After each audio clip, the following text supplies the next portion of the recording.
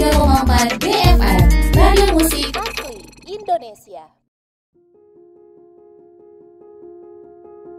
Hai Devi Mania, hari ini tim Radio DFM lagi main ke Cilacap, tepatnya ke KUD Usaha Tani Maju atau yang dikenal dengan KUD Utama Wanareja yang berada di Wanareja, Jawa Tengah. Koperasi ini keren banget deh, mereka punya berbagai macam usaha, salah satunya adalah warung cerdas, tempat belanja serba ada. Mulai dari kebutuhan sehari-hari, bahan pokok, sampai jajanan anak-anak juga lengkap banget. Di sini bisa beli eceran, bisa juga grosiran, tinggal pilih aja yang sesuai kebutuhan.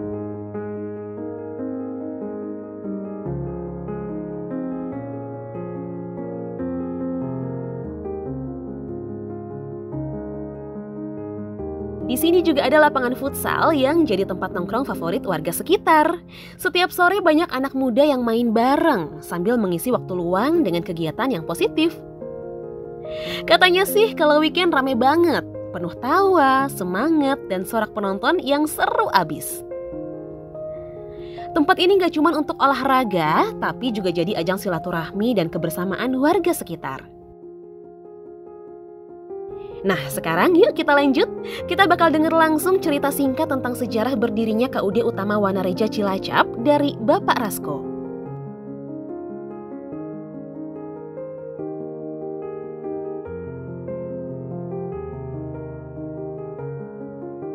Terima kasih. Assalamualaikum warahmatullahi wabarakatuh. Kami di sini dari Koperasi Unit Desa Utama Wanareja.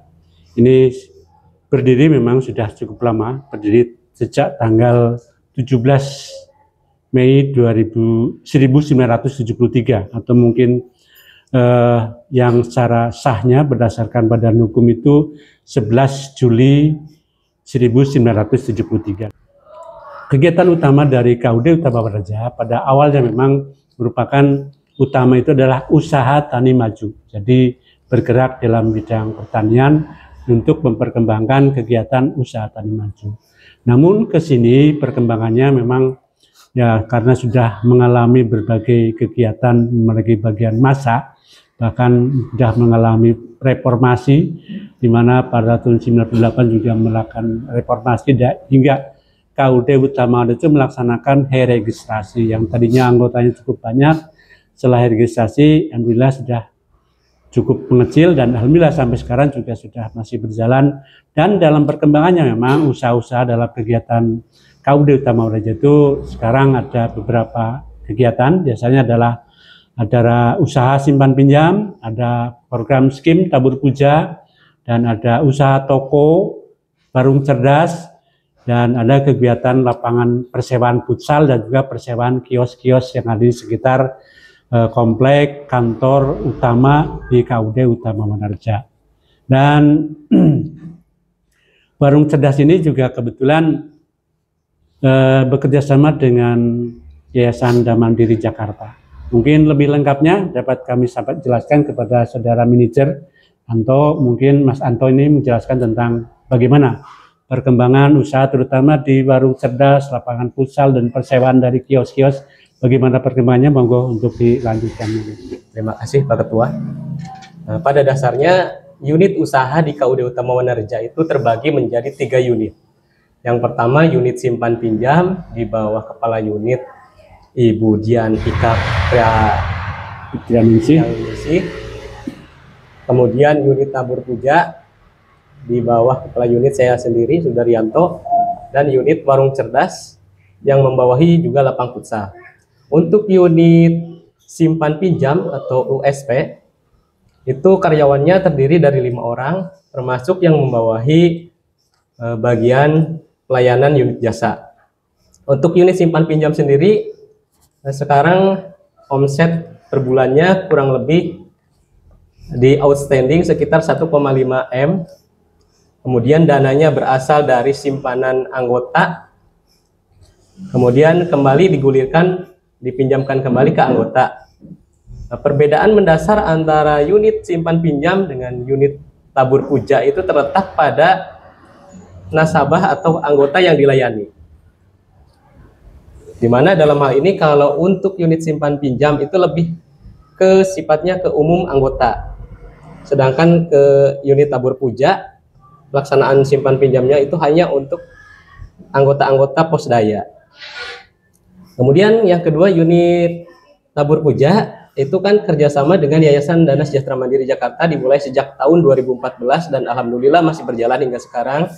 Untuk outstanding dan perputaran uangnya sekarang ada di angka 2,6 miliar, meliputi 3 kecamatan, yaitu Kecamatan Wanarja, Majenang, dan Daya Luhur, dan meliputi 17 posdaya. Rata-rata di tiap kecamatan itu ada 5-7 posdaya, pos pelayanan. Untuk pelayanannya sendiri, untuk unit tabur puja dilaksanakan di posdaya, bukan di kantor. Jadi asisten kredit nanti akan melayani anggota di posdaya, baik itu simpanan, pinjaman, maupun penerimaan angsuran. Kemudian yang ketiga, unit warung cerdas. Ini juga merupakan hasil kerjasama dengan Yayasan Dana Sejahtera Mandiri yang dimulai pada tahun 2018.